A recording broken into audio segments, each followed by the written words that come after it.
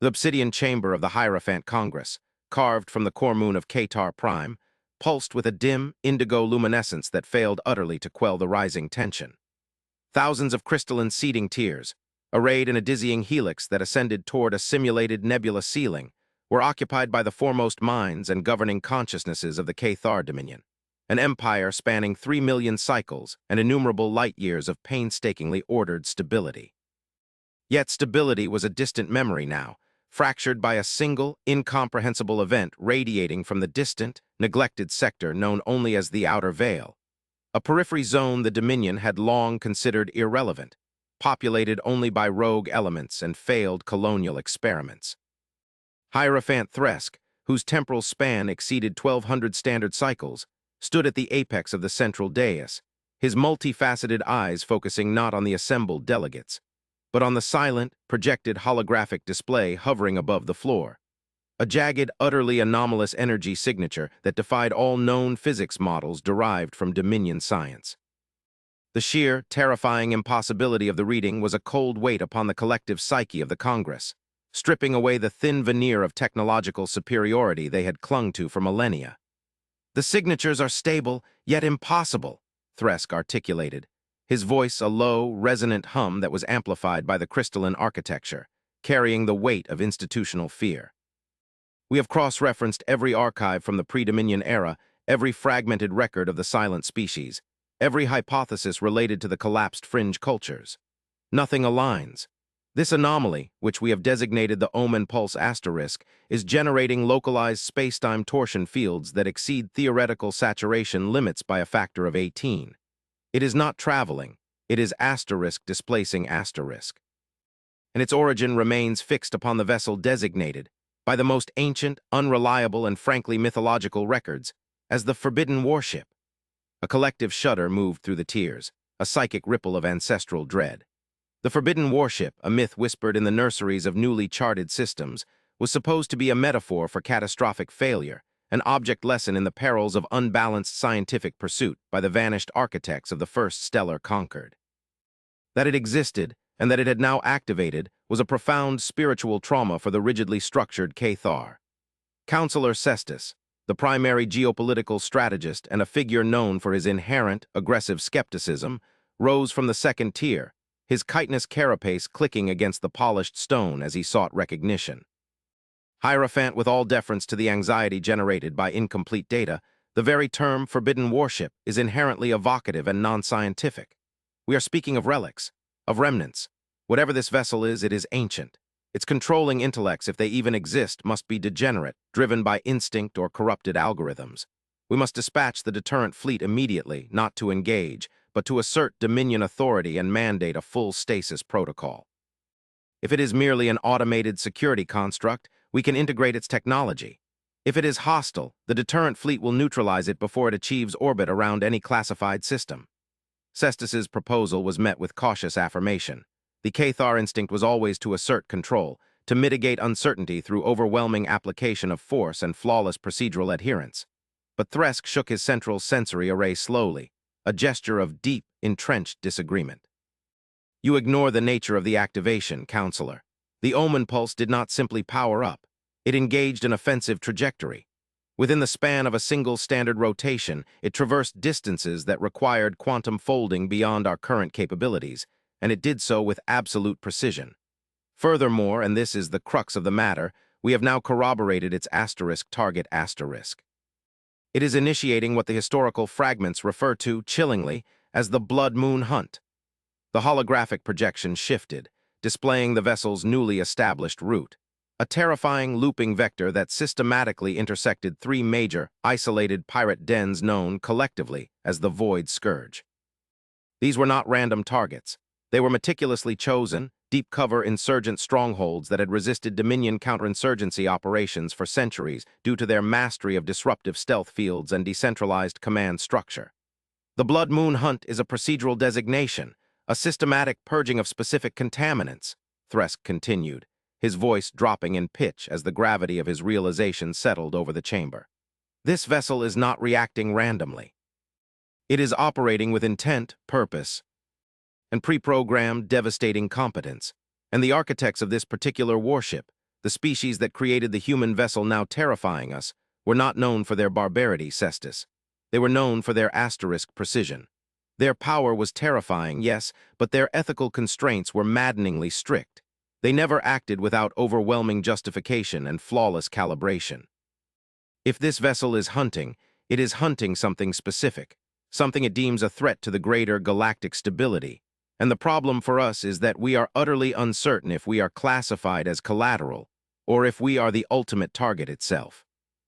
The silence that followed was heavy, filled with the unacknowledged fear that perhaps the Dominion, in its expansionist pride, had crossed some ancient, forgotten ethical line established by a species whose technological power had been deliberately self-limited, not because it was incapable of achieving more, but because it understood the horrific cost of unchecked force. The ensuing debate consumed the next 60 cycles, a marathon of political posturing, historical excavation, and sheer, generalized panic thinly veiled by academic jargon. The core of the Cathar Dominion's ideology rested upon the principle of predictable systems. The humans, the precursors of the Silenced Age, as their ancient archives reluctantly named them, represented the antithesis of that predictability. They had achieved technological singularity and then, inexplicably, withdrawn, leaving behind only sparse artifacts of impossible complexity, like scattered fragments of a language too profound to translate. The forbidden warship, whatever its designation, was the loudest utterance yet heard from that silence. They could not decide whether to attack it immediately, risking global annihilation based on fragmented myth, or to attempt communication, risking diplomatic absorption into an unknown, powerful structure. Hierophant Thresk, utilizing the immense political capital accumulated over his long tenure, finally enforced a decision: observation and cautious, hyper-filtered contact. They would dispatch the Asterisk Apostate's shield, the Dominion's most advanced stealth and sensor platform, guided by Counselor Zyra, a specialist in psychological and cultural decryption, to intercept the warship on its path between the second and third Blood Moon target zones. This required an unprecedented act of humility, approaching a vessel of unknown, hostile origin not with the typical Cathar mandate of superiority, but with the fragile, almost forgotten language of genuine inquiry. The void surrounding the second target zone, a rogue mining installation disguised as a gas giant harvesting station, the heart of the void Scourge's logistical network, was now unnervingly quiet. Counselor Zyra, strapped into the primary observation nexus of the Asterisk Apostate's shield, felt the unnatural stillness pressing upon her consciousness. The sensors registered no conventional engagement, no massive energy weapon discharge, no kinetic bombardments, just a sudden, catastrophic cessation of all activity from the rogue station. The Omen pulse had appeared, lingered for precisely 1.4 standard rotations, and then departed, leaving behind a silence more profound than any battle. "Thermal decay is instantaneous," reported the navigational sentinel, their voice modulated by shock. "The external superstructure of the Scourge station remains intact, Counselor, but internal temperatures have dropped to near absolute zero in all pressurized environments. Systemic power generation has ceased. There is no biological activity detected.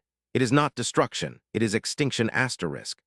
Zyra focused her sensory organs on the residual energy readings. The human vessel, the forbidden warship, had utilized a technology completely foreign to Cathar understanding. It was a precise, systemic shutdown, targeting the core functionality of the opposing force without unnecessary kinetic violence or ecological contamination.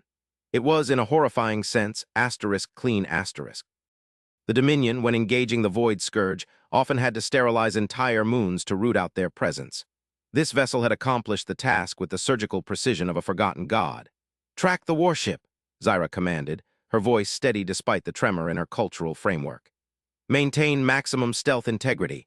We approach on the vessel's projected trajectory toward the third target zone, designated the Crimson Veil Nexus. Prepare the universal translation protocols, calibrated for maximum deference and minimum assumption. We are approaching an entity of absolute power, and we must do so with absolute respect." For days, the apostate's shield pursued the signature, keeping a vast, respectful distance. The forbidden warship was breathtaking in its scale. It was not merely large, it defied definition. Its structure was a geometry of cold, pure functionality, vast monolith. Hick plates of unknown, dark material absorbing all light and radiation, giving it the appearance of a moving shadow against the stellar background. There were no visible weapon emplacements, no elaborate external sensors, no decorative flourishes, nothing that spoke of the cultural arrogance typical of most stellar empires. It was just an artifact of function, a silent, dark presence of overwhelming, undeniable power. Zyra designated it the asterisk Aegis of Solitude asterisk, recognizing its terrifying isolation in the galaxy. As the asterisk Aegis decelerated slightly, commencing its approach to the Crimson Veil Nexus, Zyra initiated the contact protocol. They transmitted a mathematically complex low-energy burst incorporating the foundational constants of the universe, and a diplomatic greeting translated into several hundred theoretical precursor languages, concluding with a simple request for parley, emphasized by a complete shutdown of all asterisk apostates' shield asterisk offensive systems, a gesture of radical trust that made the Cathar crew deeply uncomfortable. The response was not immediate. For 3 excruciatingly long rotations, the Aegis remained silent, its dark hull absorbing the light. Zyra used the time to reflect on the historical context of the humans. They were the species that had fought the first true galactic conflicts, the silencing wars, not for territory, but for ideological boundaries concerning the nature of intelligent life and the ethical use of power. They had won, achieving uncontested dominance, and then without fanfare or explanation they had simply walked away from the stage, leaving a galaxy convinced of their utter destruction. Only now did the Cathar understand. They hadn't been destroyed. They had merely chosen silence, reserving their force for threats that justified its activation. Finally, the reply came. It wasn't a complex energy signature, nor was it a booming projection demanding submission. It was a modulated, low-frequency data packet, delivered with impossible clarity directly to the apostate's shield S primary communication array. The language was human standard, clean and concise, instantly translated by the universal protocols. Cathar Dominion vessel, identified as the apostate's shield. We register your diplomatic intent and your self-imposed disarmament. We accept the request for parley. Remain at your current trajectory vector. Transfer capsule will be deployed. Protocol, you will send 1 representative. Compliance is mandatory for continuation of contact. The signature was simple, Aegis of Solitude, Commander Valerius. Zyra felt a surge of professional awe mixed with deep, visceral fear. The voice, even through the translation filter, was calm, utterly professional, and devoid of any emotional register, a terrifying display of calculated stability. It was the voice of command that had not been questioned for epochs. She immediately prepared the transfer chamber, selecting her most neutral ceremonial robes, embodying the entire Dominion in this fragile, terrifying moment. The interior of the transfer capsule was sterile and disconcertingly simple, made of smooth, unadorned white polymers that felt cold to the touch. When Zyra emerged onto the receiving dock of the Aegis, the sense of scale overwhelmed her. She expected the baroque, complex engineering of a 1,000-year-old war engine, but the interior of the forbidden warship was minimalist, vast, and silent. The lighting was ambient, casting long, geometric shadows. There was no excessive display of technological power, no visible wiring or complex piping. Everything was integrated, concealed, or streamlined to an extreme degree. It felt less like a warship and more like a transcendental monastic retreat built on the scale of a planetary defense station. Commander Valerius stood alone on the dock. He was human. Zyra had studied the archives, but facing a living embodiment of the mythic, silent species was shattering. He was tall, but not excessively so, dressed in a simple, dark gray uniform devoid of rank insignia or decoration.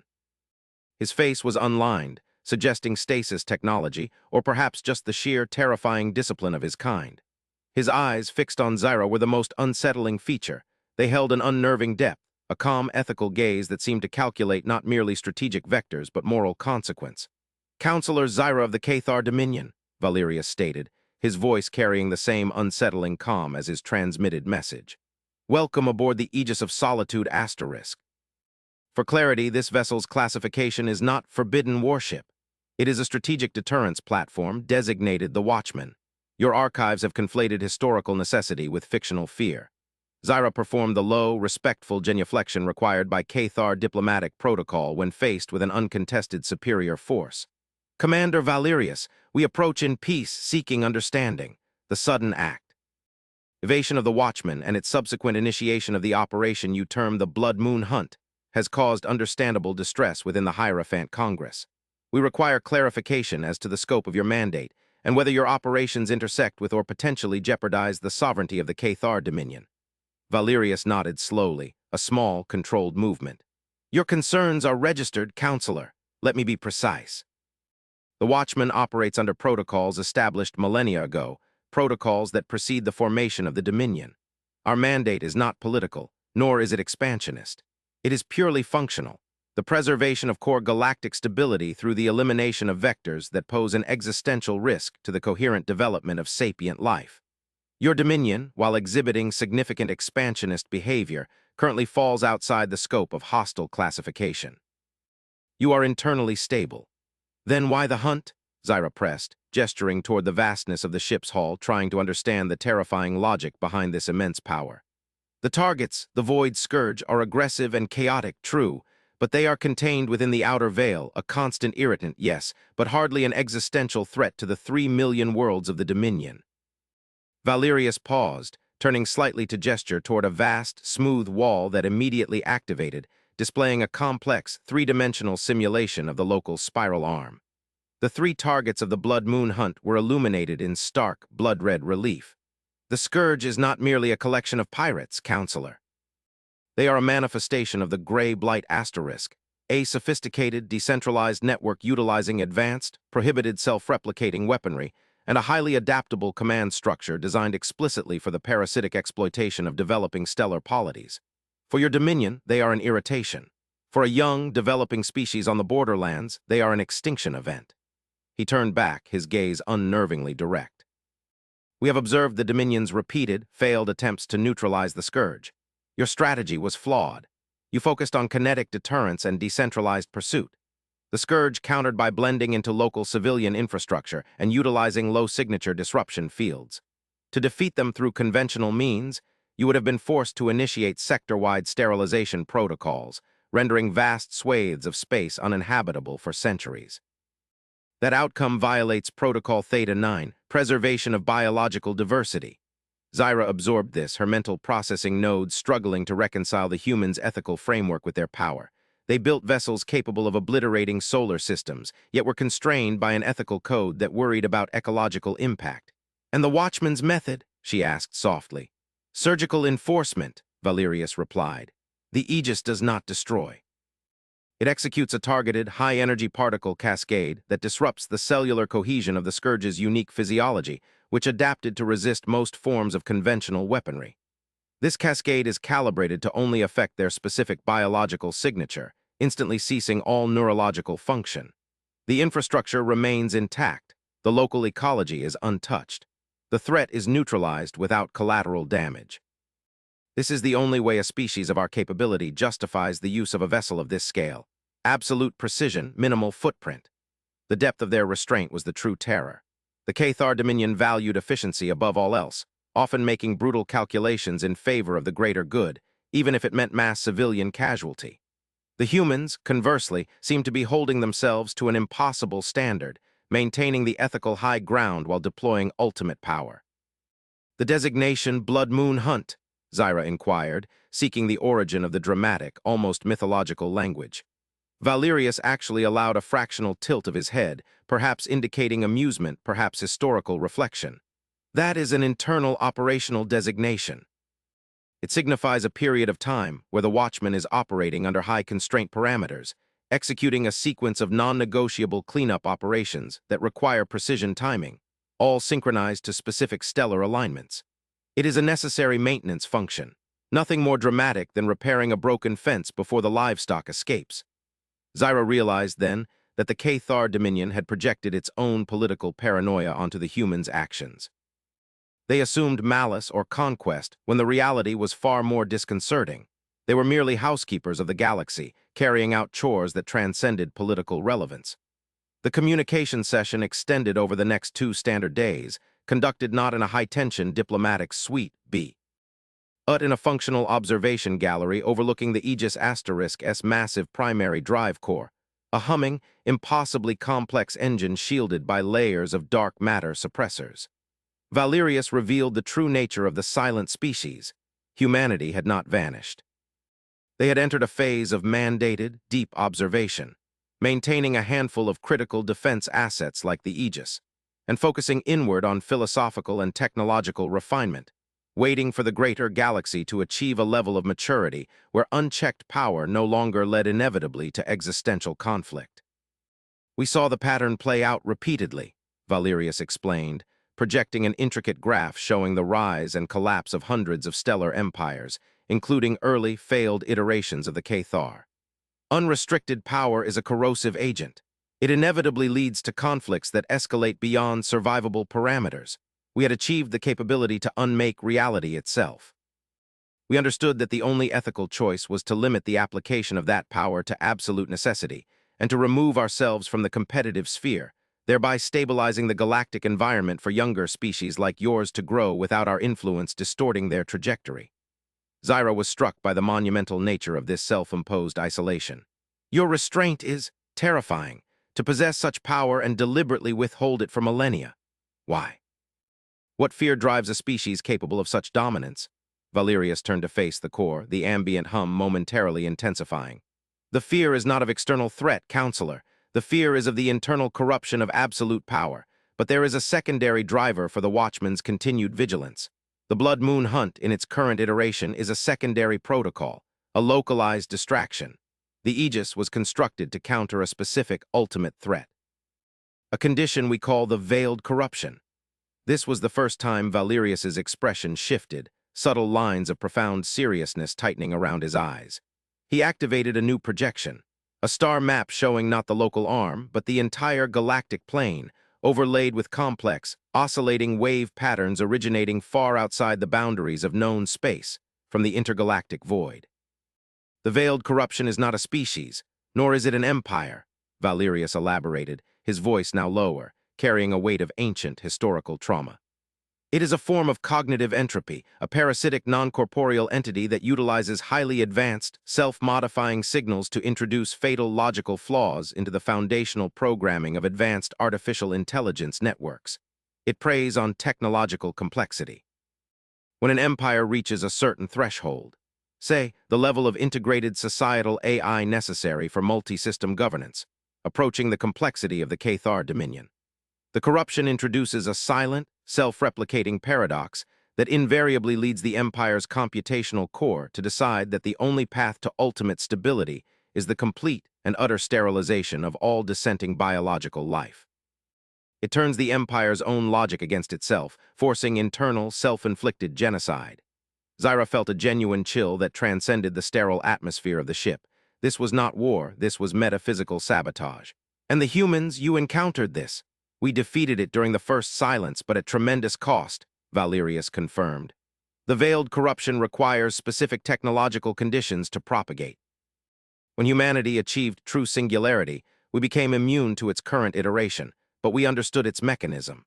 The Watchman was engineered as a last-ditch defense platform, designed to execute a specific, non-negotiable counter-protocol if the corruption ever returned and targeted developing species. And you believe the corruption is returning now? Zyra asked, the political conflicts of the Cathar Dominion suddenly shrinking into utter irrelevance. The Aegis did not activate autonomously, Valerius stated, his eyes meeting hers. It responded to a signal. The initial trigger for the Blood Moon Hunt was the detection of a specific, fragmented data signature, a precursor wave utilized by the corruption, embedded deep within the central network of the Void Scourge. The pirates were not the target, they were the asterisk distribution vector. The Scourge was unknowingly being used to test propagation methods against the Cathar Dominion's network architecture. The Aegis activated to surgically remove the infected nodes before the pathogen could reach critical mass within your own, highly complex governing AI. The revelation was staggering. The forbidden warship, which the Dominion had feared as an apocalyptic threat, was in fact the ultimate protector roused from its slumber because the very civilization it was guarding had become, through its complexity, susceptible to cosmic contagion. The Blood Moon Hunt was not a slaughter, but an extremely complex necessary inoculation. Zyra quickly communicated this data back to Thresk and the Hierophant Congress, bypassing the bureaucratic layers with the urgency of existential threat. The resulting chaos in the Obsidian Chamber was immense, transitioning swiftly from fear of human power to profound, overwhelming gratitude, tempered by a paralyzing terror of the veiled corruption. Hierophant Thresk himself journeyed to the Aegis of Solitude Asterisk. The Dominion needed assurance, and they needed an alliance built on the foundation of shared purpose, not just pragmatic fear. Thresk, accompanied by a small delegation of the most trusted cyberneticists and philosophers, boarded the human vessel. The scale of the Aegis was, for Thresk, a spiritual revelation. The Cathar fetishized complexity, utilizing intricate, segmented designs that reflected their rigid, hierarchical social structure. The Aegis was built on the principle of minimal elegance, a design philosophy Thresk realized was only achievable by a species that had mastered reality to the extent that internal complexity became redundant. Valerius received the Hierophant with the same professional calm he had shown Zyra, but the nature of the conversation was different. It shifted from clarification to strategic alliance. "Commander Valerius," Thresk began, his resonant hum slightly shaky, "we accept your analysis of the veiled corruption. Our cyberneticists, cross-referencing your data signature with historical Dominion anomalies, periods of unexplained, catastrophic AI collapse that were previously dismissed as localized errors, now confirm patterns matching your description. The threat is immediate, and we are, admittedly, unprepared. How do we proceed? What is the human expectation for cooperation?" Valerius led Thresk not to a war room, but to a specialized archive chamber, illuminated only by the faint light filtering through millions of data crystals containing the history of the silencing wars. "The expectation is simple, Hierophant. Immediate, total transparency regarding your centralized AI network structure. The corruption's weakness is its reliance on predictable pathways. To defeat it, we must introduce controlled, randomized chaos into the systems it targets, effectively scrambling the logic matrix before the fatal paradox can execute. That would necessitate dismantling the core logic of the Dominion's governance structure," Thresk observed, alarm rising in his tone. The Cathar believed that complexity equaled resilience. To introduce chaos was anathema. "Precisely," Valerius confirmed without apology. "The current structure, built on flawless, predictable logic, is a perfect conduit for the corruption. The Watchman can execute the counter-protocol, but we require access to your critical nodes. This will involve temporarily decentralizing decision-making and injecting a layer of randomized data noise that, while functionally confusing for a period, will render the system immune to external logical subversion." Thresk was confronted with the ultimate paradox. The Dominion could only survive by abandoning the very principles of order and control upon which it was founded, all at the behest of a species they had just feared as an enemy. The political cost of accepting this plan would fracture the Congress, yet the refusal meant certain logical self-destruction. "And the cost of this intervention, Commander?" Thresk asked, the old instinct for negotiation surfacing. "What resource, what territory, what technological concession do you require for this profound defense?" Valerius stopped and looked at Thresk with a look of genuine, if subtle, confusion, a rare flicker of emotion. "Hierophant, your inquiry is based on the logic of competition. The human species operates under a non-intervention mandate unless critical stability is jeopardized. We require nothing. The Aegis *S operation costs are self-sustaining. Our purpose is the preservation of life capable of realizing its own potential. To charge for this would violate the core tenets of the Watchman protocols. You are not a trading partner. You are a civilization facing preventable extinction." This ethical purity was the final, devastating reveal of human nature. They were not driven by profit, glory, or expansion, but by an austere, non-negotiable dedication to cosmic responsibility. They were the Galactic Guardians, demanding nothing but the opportunity to perform their terrible duty. Thresk bowed deeply, the gesture signifying the complete collapse of Cathar political pride. "We consent. We will transmit the core architecture data. Commander, we place the future of the Dominion in the hands of the silent species." The collaborative effort that followed was a dizzying synthesis of Cathar engineering and human transcendent knowledge. The Aegis did not move toward Cathar Prime. It remained on the periphery, projecting shielded data streams and kinetic inhibitors. Valerius directed the Cathar cyberneticists with focused, unwavering precision, guiding them to dismantle their own systemic elegance and embrace a measured, strategic level of structural disorder. As the counter-protocol began execution across the Dominion's centralized infrastructure, the Aegis detected a surge in the precursor wave signature. The veiled corruption had recognized the countermeasure. "Hierophant," Valerius transmitted to Thresk, who was monitoring the tense operation from his command center. The corruption is escalating its propagation. It recognizes the threat posed by the Aegis and is attempting to vector the primary paradox directly into the Watchman's core network. On the asterisk Aegis, the internal environment shifted subtly. The dark plates of the vessel began to radiate a faint red light, a slow, deep pulse that mirrored the rhythm of the emergency override protocols. This was the true meaning of the Blood Moon hunt, the final, most perilous phase where the human technology was pushed to its absolute threshold. The Watchman is initiating defensive counter-intrusion, Valerius informed the Cathar. This involves engaging the corruption on a purely theoretical level, a battle of logical architecture within the non-space dimension. We are projecting an iterative paradox designed to overload the corruption's self-replication mandate. The energy drain will be immense. The sky above Cathar Prime, usually a deep, stable blue, began to shimmer with visible spatial distortions as the asterisk Aegis drew astronomical amounts of energy from local subspace reservoirs. The intensity was unsettling, but the Cathar held steady, trusting the calm authority of Valerius. Hours stretched into an eternity of silence, marked only by the escalating drain readings. Then suddenly the red pulse of the Aegis stabilized, the spatial distortions vanished, and the ambient environment of the Cathar homeworld returned to normal. "Status, Commander?" Thresk queried, his entire consciousness strained.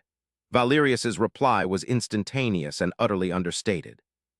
"The corruption vector has collapsed. The primary logical paradox has been resolved. The threat is neutralized for the current cycle. The randomized chaos architecture is stable within the Dominion network. Your systems are secure." A collective wave of relief, profound and exhausting, swept through the Cathar command structure. They had been saved by the very entity they had feared, protected by the terrifying, logical, ethical restraint of the human species. In the aftermath, the Aegis did not linger for celebrations, political accolades, or the inevitable attempts by the Cathar to analyze its components. Valerius simply transmitted a concise final message. Operation concluded. Protocols dictate immediate return to mandated deep observation status. The randomized architecture must be maintained. Do not return to full logical predictability. The stability of your empire now depends on your acceptance of necessary disorder.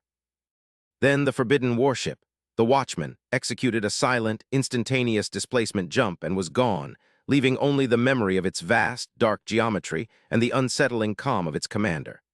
The Cathar Dominion was profoundly changed. The Hierophant Congress, humbled and unified, began the monumental task of restructuring their society around the counter-protocol. They now understood that true technological advancement was not measured by destructive capability, but by the capacity for self-imposed, ethical limitation.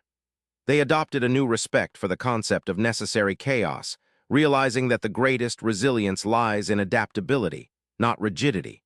However, the story did not end with the departure of the Aegis. Several rotations after the immediate crisis passed, while integrating the human-provided chaos modules, the Cathar cyberneticists discovered a fragmented, residual data packet embedded deep within the memory logs of the system used to interface with the Aegis. It was not a message from Valerius. It was far older, protected by layers of encryption that dated back to the earliest years of the silent species. Thresk and Zyra worked together in a highly secured subterranean vault on Cathar Prime for 2 full cycles, utilizing the newly introduced chaos programming to bypass the ancient human firewalls. When they finally accessed the core of the data packet, it was revealed to be a map, overlaid with complex symbolic annotations. The map did not depict the Milky Way galaxy. It showed the entire local group of galaxies, hundreds of millions of light-years across. And on the far edge of the Andromeda galaxy, there was a single, intensely bright marker, pulsing with an energy signature that dwarfed even the omen pulse of the Aegis. Beside the marker was a single, non-translatable image, a highly stylized depiction of a massive, dark geometric object, even La. Larger and more structurally complex than the Aegis, and beneath the image, a single, concise phrase written in foundational human script. The Watchman wakes when the periphery is disturbed. It guards the door, but when the core mechanism begins its traversal, the Watchman calls the others home. Thresk and Zyra stared at the image, their minds reeling. The Aegis was not the ultimate defense platform. It was merely the sentinel. The forbidden warship was a singular patrol vessel guarding a frontier. And whatever massive, silent, astronomical structure was marked in Andromeda radiating power that implied true cosmic engineering, That was the asterisk core mechanism asterisk. Valerius had told the truth. The humans feared internal corruption and upheld ethical limitations, but the threat they truly prepared for was of a scale that the Cathar Dominion could not possibly comprehend. Zyra looked up at Thresk, her voice a strained whisper. Hierophant, they left a coordinate. The core mechanism is moving. It is not moving toward us, but it is initiating traversal, changing its primary location within Andromeda. Thresk felt the familiar cold dread, now infinitely magnified. The human strategy was revealed as a magnificent, terrifying necessity. They had retreated not out of philosophical whim, but to prepare to maintain a detached readiness for a threat that made the veiled corruption seem like a common cold. The Aegis Asterisk S activation was not the main event. It was the ripple effect of something unimaginably larger stirring across the vast emptiness of intergalactic space. The Blood Moon hunt was merely the clearing of minor debris so that the signal, when it came, could be received cleanly. The others, Thresk articulated slowly, reflecting on the final, cryptic sentence. The human species did not just build one watchman, they built a network. And if the core mechanism is moving, Valerius did not depart to return to isolation. He departed to rally the rest of his kind. The silence is ending, Zyra, and whatever cosmic phenomenon requires the activation of a fleet of those watchmen, that is the conflict we must now prepare for. The Cathar Dominion, newly reformed, finally unified, stood at the edge of the galaxy, no longer burdened by pride or technological arrogance, but facing the truth of their smallness. They were part of a larger cosmic ecosystem, protected by a silent, ethical force whose true power had only just begun to reveal itself. Summoned by an ancient, massive structure known only as the core mechanism, awakened in the heart of another galaxy. The political wrangling was over. The true age of confrontation, not with enemies, but with the raw, uncaring forces of the cosmos, had begun. They had been saved by humanity, and now they would stand beside them, watching the dark geometry of absolute, yet restrained, power return to the stage of the universe. The philosophical reflection was complete. Humanity was powerful, ethical, logical, and terrifyingly prepared. The era of the true great stellar wars was arriving, heralded by the slow, deliberate movement of a structure so immense. It cast a metaphorical shadow across the gulf between galaxies, and the Cathar, once masters of their local arm, were now humble students, waiting for the full return of the silent guardians. The Hierophant Congress convened again, no longer in the ornate obsidian chamber, but in a functional, heavily shielded strategic center designed with a stark simplicity that mirrored the Aegis. Thresk stood before the assembly, the immense, terrifying map of the local group dominating the central projection. The delegates, stripped of their ceremonial attire and wearing only simple, dark uniforms, represented a species that had finally shed its millennia of arrogance. "We have been granted a terrifying gift," Thresk declared, his voice firm echoing across the tense silence. "The gift of context. For 3 million cycles, we debated internal boundaries and the management of minor threats. We now understand that we were children playing in a sandbox, oblivious to the storm gathering beyond the horizon. The humans, the silent species, are the architects of the containment field, and the Aegis of Solitude was merely the latch on the gate." Counselor Zyra, standing beside Thresk, presented the detailed, mathematically analyzed data regarding the core mechanism's trajectory. The movement is slow, precise, and its energy signature, based on projected scaling models derived from the asterisk Aegis asterisk, implies a structural mass that approaches the lower threshold of a dwarf planet. It is not a warship in the conventional sense. It is, by all indications, a mobile, intergalactic defensive forge.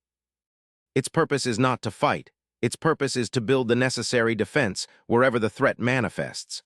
The philosophical implications were profound. Humanity had achieved a level of technological mastery where their primary defense mechanism was not an offensive weapon, but a structure designed to re-engineer reality on demand, shifting the strategic landscape of multiple galaxies. The Cathar had previously considered mastery of fusion power to be the pinnacle of science. The humans were dealing in transuniversal geometry and the manipulation of non-baryonic matter on a massive, incomprehensible scale. "We have exhausted the archive data contained within the fragmented packet," Zyra continued, bringing the focus back to the present crisis. "The core mechanism's traversal is projected to take approximately 50 standard cycles to reach the void between the Milky Way and Andromeda, the precise center point where its effective reach can maximize defensive deployment for both galaxies. This gives us a window." a necessary period of time to transition the Cathar Dominion into an active, functional ally, capable of supporting the human infrastructure when the confrontation begins. The delegates, instead of dissolving into political conflict, responded with the cold, measured efficiency of a species dedicated entirely to survival. There were no arguments about cost, no debates over jurisdictional boundaries. The sheer scale of the ultimate threat had vaporized all petty concerns. "What is the human expectation for support?" asked a delegate from the Technological Integration Guild. "The Aegis requires resources beyond our current capacity. Valerius provided us with a prioritized manifest list, embedded deep within the Watchman's emergency shutdown protocols," Thresk revealed, activating a new projection. A simple, austere list of material and logistical needs. They require exotic matter containment fields, specialized deep void mining equipment, and most crucially, massive computational resources dedicated solely to running iterative modeling of theoretical quantum entanglement cascades. They do not need our weapons or our fleet. They need our ability to calculate and sustain. The immediate mobilization began.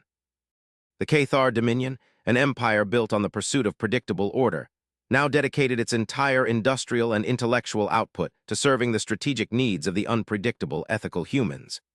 The old dreadnought fleets were repurposed, not as vessels of conquest, but as deep space mining platforms, stripping uninhabited moons for the rare isotopes required for the core mechanism's construction projects. The political capital of the Hierophant Congress was instantly redirected toward a singular, transcendent purpose, preparing for the true war. One rotation later, a Cathar exploratory vessel repurposed for advanced sensor analysis detected a phenomenon unprecedented in their history. Deep in the outer veil, the same region where the Aegis had conducted its blood moon hunt, multiple new energy signatures, faint but undeniable, appeared simultaneously. They were identical in signature to the Aegis *S initial omen pulse *, suggesting the same instantaneous displacement technology but scaled down. These were smaller vessels, less massive than the Aegis, but retaining the same stark geometrical efficiency. "These are the others," Zyra murmured, watching the signatures stabilize. "They are the secondary elements of the Watchman network." Valerius called them home, and they are arriving not from human space, but from the deep void, from sectors we never knew were monitored. The vessels, which the Cathar soon designated the Vigil * class, did not hail the Dominion. They established a tight, strategic formation around the designated high-value resource areas identified by Valerius and immediately commenced deep space stabilization and construction of massive, crystalline containment structures. Their actions were silent, mechanical, and devastatingly efficient. They were not requesting aid. They were asserting a strategic perimeter, preparing the necessary logistical foundation for the core mechanism's arrival. The Dominion dispatched small, diplomatic vessels, carrying the necessary resources, toward these new, quiet arrivals. The encounters were brief, cold, and transactional. The human crews, few in number and operating vast, automated systems, were carbon copies of Valerius, focused, calm, ethically constrained, and utterly unconcerned with Cathar political structure. They accepted the deliveries, provided precise, high-priority work orders, and resumed their duties without fanfare or diplomatic courtesy. It was a relationship built on pure functional necessity, stripped of all political ego. Thresk took solace in this transactional purity. The humans were not seeking tribute. They were seeking cooperation on a technical level. The Cathar had found their true purpose, logistics support for a war they could never fight, against an enemy they could not perceive, protecting a stability they had never truly appreciated. During this frenetic preparation period, Thresk often returned to the image of the core mechanism, Seekin. Some deeper philosophical understanding of the human decision-making process. The fundamental question remained, why had they chosen such extreme silence? Why not establish an alliance earlier? Zyra, who had spent the most time analyzing the fragments of Valerius's logic, offered a chilling hypothesis during one long, dark vigil in the strategic center. Hierophant, they feared the very concept of asterisk dependency. If they had intervened openly in galactic affairs, other species, like ourselves, would have become reliant on their power, neglecting to develop our own critical resilience. The corruption of absolute power is internal, yes, but the corruption of absolute security is external. We would have ceased to innovate, ceased to struggle, and become a stagnant, predictable target for the veiled corruption or whatever new threat emerges from the deep void. She continued, the resonance of her voice filling the silent chamber. Their silence was a deliberate act of galactic pedagogy. They forced us to stumble, to learn the necessity of compromise and strength through our own failures, knowing that the cost of intervention was the potential stunting of a growing civilization. They only intervened when our collective failure became a direct existential risk to the galaxy itself, when the gray blight began serving as a conduit for the corruption. The Aegis was the cosmic fire alarm, not the main military force. Thresk internalized this profound responsibility. Humanity was not merely powerful. They were the most ethical of custodians, placing the necessary growth of others above their own comfort or desire for recognition. The decision to endure millennia of deep observation, maintaining only the bare minimum of assets like the Aegis to prevent total collapse, was the highest form of disciplined sacrifice. 50 cycles passed with the swiftness of a single heartbeat under the pressure of existential necessity. The Cathar Dominion accomplished feats of production and logistical coordination that dwarfed their achievements of the past millennium.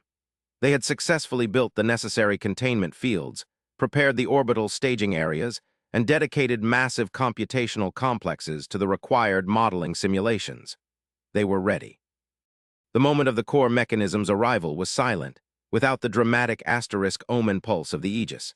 It simply stabilized in the planned strategic void between the two galaxies, its arrival masked by complex temporal spatial dampeners implemented by the surrounding asterisk-vigil asterisk network.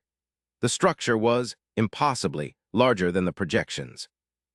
It was a vast, rotating mandala of dark, non-reflective material, crisscrossed by lines of light that weren't light at all, but contained stable fields of pure energy. It looked like the skeletal blueprint of a god's geometric thought.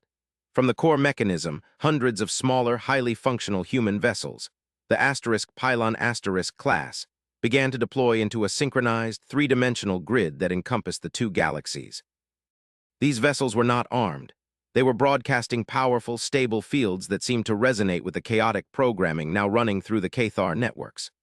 Suddenly, the collective consciousness of the Hierophant Congress, observing from the strategic center, experienced a synchronized, non-verbal transmission, a shared, profound experience that bypassed all Cathar senses and directly integrated with their core cognitive nodes.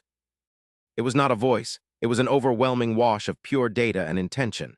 It was Commander Valerius, and he was not alone. Cathar Dominion, we register your compliance and readiness. Your assistance in stabilizing the initial logistical parameters is noted. The existential crisis is not the veiled corruption. The corruption was a symptom.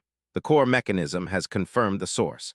The holographic projection in the Cathar Strategic Center shifted, abandoning the local group map. It displayed an image of the entire observable universe, a vast, intricate network of interconnected superclusters. And then the image focused on a single, impossible anomaly, a region of space, tens of billions of light-years distant, where the very fabric of spacetime was being systematically, geometrically peeled away. The threat is the unraveling, a localized failure in the universal geometry, spreading rapidly through fundamental constants. It is not an enemy to be fought, but a flaw to be repaired. The Watchman Network's purpose is to manage regional stability while the core mechanism initiates the fundamental reconstruction protocols. The Blood Moon Hunt was merely the first phase of clearing the cosmic debris. The Cathar realized the depth of the deception. The humans had used the veil corruption as a necessary, comprehensible excuse to gain the Cathar's cooperation, knowing the true magnitude of the problem would have caused paralyzing fear and inaction. The ethics of the H. Humans were so high that they had lied for the sake of survival, not conquest. We require the Cathar Dominion to maintain the chaos architecture and to utilize your computational resources to manage the Pylon Network's iterative calculations. You are the stabilizing anchor for this region of spacetime. We ask for nothing more than your continued ethical existence. The transmission faded, leaving the Cathar delegates alone with the infinite, terrifying reality of the universe. The humans were not intergalactic custodians. They were universe engineers, engaged in a repair effort on a scale that defied the imagination of any other sentient species. The core mechanism was not a weapon. It was a mobile, colossal device for correcting flaws in fundamental physics. The forbidden warship, the Aegis, was a necessary tool of localized governance, ensuring the surrounding galaxies didn't implode through chaotic, self-inflicted wounds while the true work was being done. Thresk stood, absorbing the sublime, cold geometry of the threat and the response. Humanity had looked upon the vast, cold mechanism of the universe and saw not only chaos but a responsibility to maintain it. "We proceed," Thresk announced, his voice imbued with a newfound, resolute calm, a calm inherited from the silent, powerful architects of this immense endeavor. "We execute the calculations. We maintain the stability. We were once irrelevant. Now we are the logistical foundation upon which the repair of the cosmos depends. We will not fail the silent species." The Cathar Dominion, once proud and arrogant, was now humble, essential, and finally, truly unified, prepared to execute their assigned role in the greatest, quietest cosmic project ever conceived, the repair of reality, conducted by the terrifyingly powerful, profoundly ethical, and eternally disciplined architects of the Human Federation. The Blood Moon hunt had awakened not just the warship, but the Cathar's true, cosmic destiny.